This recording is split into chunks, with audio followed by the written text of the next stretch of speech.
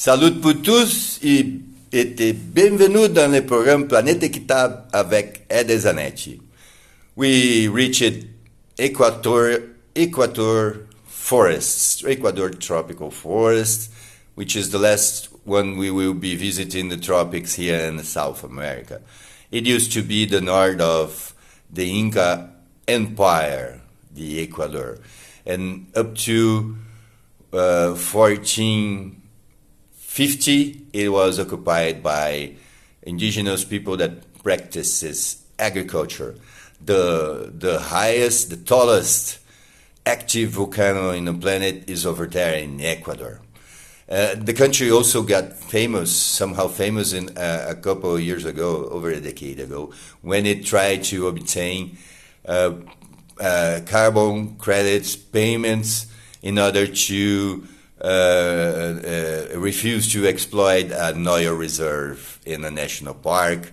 It was a huge deception for their president and for the country, but it showcased how the carbon markets works, and we'll be talking about this in another time. Well, Ecuador uses a silvicultural system that eliminates competition and favors the commercial species, which is an advantage if you compare with the other countries in the region that are still using primitive practices.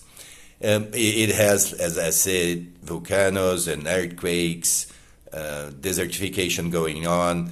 The forest sector contributes poorly to the national economy.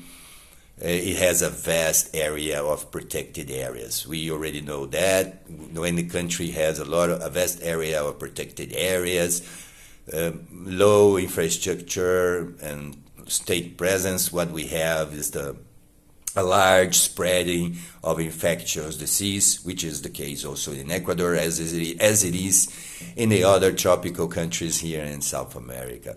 It is the lack of social and economic contribution of the land that is occupied by the forests in the tropics that makes it's a dangerous place, not only for the people in the tropics, but for everyone else in the planet, especially when we are dealing with global warming. Well, that is the end of our visit in Southern American tropical forest. We'll move now to the Asia Pacific region. Let's see how the world's largest population deals with their native forest, native tropical forest, or their tropical forestry. Let God's peace and the love that builds be our weapons on our daily struggle for justice. Ed Zanetti por todos meus amigos africanos.